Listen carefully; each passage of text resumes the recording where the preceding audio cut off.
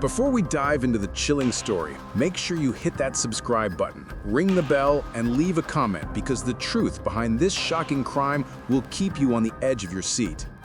It was a humid evening in suburban Ohio, the kind of night where the air feels heavy, sticky, and suffocating. Streetlights flickered as if warning anyone wandering too far that darkness was more than just absence of light.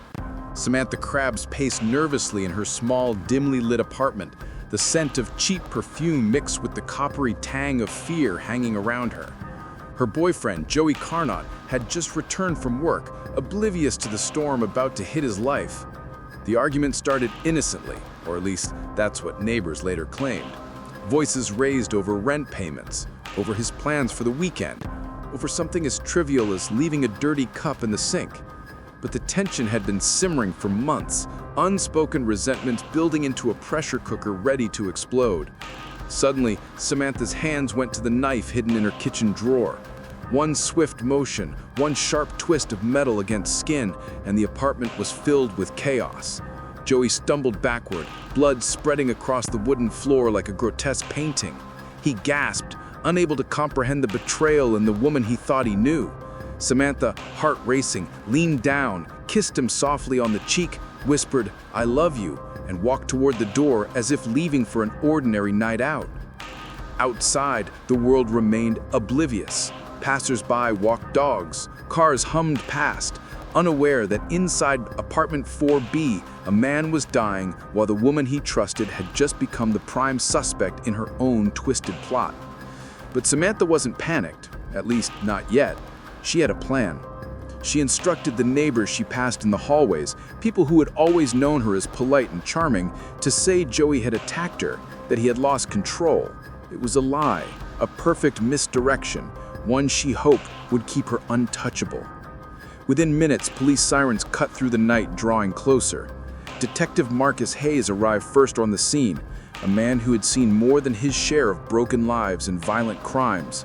He crouched beside Joey, noting the pattern of the stab wound, the lack of defensive injuries, and the small, telltale traces of blood leading from the kitchen to the front door.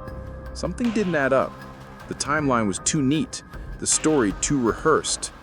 As investigators combed through the apartment, they found Samantha's diary tucked beneath a stack of unpaid bills. Its pages detailed every argument, every frustration, every planning thought she had entertained over the past weeks. And on the last page, a line in jagged handwriting made Hayes' stomach turn. "If it comes down to it, he'll have to pay, and no one will ever know it was me." But when they opened the closet in Joey's bedroom, they discovered a hidden camera pointing directly at the bed.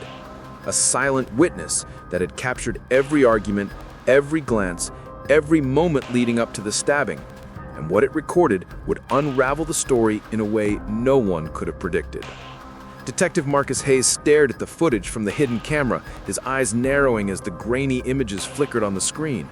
Joey Carnot had argued, yes, but the way Samantha moved, the way her hand lingered near the knife drawer, the small smirk that crossed her face, everything pointed to premeditation. This was no spontaneous act. This was a carefully orchestrated betrayal. As the video played, Hayes rewound repeatedly, noting every micro-expression, every hesitation. Neighbors' testimonies were crumbling under scrutiny, and suddenly the narrative Samantha had so confidently spun began to unravel. Each word she had planted, each lie she had rehearsed, now seemed thin, fragile, easily pierced by the weight of evidence. But Samantha was nowhere to be found. By the time police traced her last known location, a local diner where she had claimed she was just grabbing a coffee, she had vanished. Her apartment was empty, save for traces of her frantic cleaning, small bloodstains wiped across the counter, and the knife, still sticky with evidence, hidden beneath a trash bag. The sense of calm she had projected had been nothing but a mask. The storm was far from over. Forensic teams arrived, dusting for fingerprints, swabbing for DNA. Every surface told a story, every object became a potential clue. But it was in Joey's personal effects that Hayes found something far more disturbing. Letters, emails, and text messages revealing Samantha's obsession with control, manipulation, and revenge. One text in particular, sent to a friend weeks before the murder, read, "If he crosses me, he'll regret it. No one will know it's me. The detective's stomach turned. This wasn't just domestic conflict. It was a meticulously planned act of violence. As the investigation intensified, Hayes discovered an even darker layer. Samantha had begun reaching out to Joey's acquaintances, trying to rewrite history. She'd convinced one friend to say Joey had been volatile, to embellish stories of supposed attacks. Another neighbor, scared and confused, followed her instructions to say she had witnessed Joey's aggression. The manipulation extended like a spiderweb, ensnaring anyone who came close. The police were now in a race against time. Not only did they need to locate Samantha before she vanished for good, but they also had to untangle the web of lies she had spun. Every lead was a twist, every interview a trap. Hayes knew one mistake could let her slip through their fingers entirely. Then came the break. The hidden camera had captured more than the act itself. It showed Samantha leaving the apartment, walking with purpose, almost casually toward a local storage facility. Her expression was unreadable, her composure unnerving. Hayes knew immediately that the facility might hold critical evidence, letters, more cameras, perhaps even items meant to implicate others or erase her trail entirely. When the team arrived at the facility, the door was ajar. Inside, amidst cardboard boxes and dust, they found an envelope marked in Samantha's handwriting, "For if they ever doubt me." Opening it revealed photographs, detailed plans, and a chilling note. "They think I acted in the heat of the moment. Let them see, let them know the truth, my truth." The detective realized the full scope of Samantha's deception. She had planned not only the murder, but the narrative of the murder itself. And if she had succeeded, she could have walked away entirely free. But one question lingered, gnawing at Hayes. Why kiss him goodbye?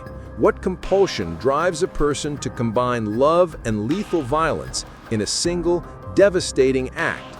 And then, in the corner of the storage unit, a small box labeled Joey caught his eye. What lay inside would change everything again, revealing secrets even Hayes had never anticipated. Detective Hayes approached the small, dusty box in the storage unit with caution. The label simply read, Joey.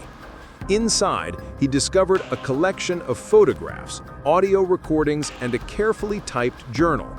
The images captured Joey and Samantha over months, smiles, arguments, and private moments that revealed a toxic undercurrent masked by affection. But it wasn't just documentation, it was evidence. Every photo, every note painted a detailed picture of Samantha's manipulation, her obsession with controlling not just Joey, but the narrative surrounding him. The audio recordings were worse. Samantha's voice, calm and composed, detailed arguments and whispered threats to friends and acquaintances, instructions to lie, to cover her tracks, to rewrite the story in her favor. Hayes' stomach turned as he realized the scale of her deception. This wasn't a crime of passion, it was meticulous, cold-blooded planning. But the most disturbing part was the journal. Page after page, Samantha had chronicled her inner turmoil, describing the act she planned in obsessive detail, the stabbing, the staged goodbye kiss, and her manipulation of witnesses. In one chilling passage, she wrote, "The world will remember him as violent, me as innocent, and yet I loved him enough to kiss him goodbye. They'll never understand the love and hate in the same heartbeat." As Hayes pieced together the timeline, a shocking truth emerged. Samantha had almost walked away undetected. She had hidden every piece of evidence, directed witnesses with precision, and created an alibi that seemed airtight. But the hidden camera in Joey's apartment, the forensic work, and her own confessions in writing had woven a net too strong for her to escape. Meanwhile, law enforcement tracked Samantha's movements through digital footprints, surveillance cameras, and phone records. It led them to a secluded cabin 3 hours away where she had attempted to lay low. The arrest was swift. Samantha, confronted with the evidence from the storage unit, didn't resist. Instead, her eyes, once filled with calculated control, now revealed a flicker of fear, the first genuine emotion she had shown since the stabbing. In court, the case shocked the public. Media outlets in the US and Europe covered the story as a chilling example of deceit and premeditation, highlighting the extraordinary lengths Samantha had gone to cover her tracks. Witnesses testified, for the first time revealing the pressure and fear Samantha had inflicted on them to maintain her lie. The jury heard it all: the stabbing, the goodbye kiss, the manipulation, and the obsessive planning chronicled in her journal. When the verdict came, Samantha was convicted of first-degree murder and multiple counts of witness tampering. The courtroom was silent as the reality of her actions sank in. A woman who could combine love, deception, and deadly violence into a single, unforgettable act. But even after her conviction, the story haunted those who followed it. The question lingered: why kiss him goodbye? Was it remorse, pride, or the ultimate expression of control? Some say the answer lies in the human psyche's darkest corners, where love and obsession merge, and the line between passion and violence disappears entirely. For Detective Hayes, the case closed, but the memory lingered. He had seen the depths of manipulation, the lengths a person would go to rewrite history, and the fragile boundaries between affection and annihilation. And for the rest of the world, Samantha Krebs' actions became a chilling reminder. Sometimes the person who says, "I love you," is the one you should fear the most.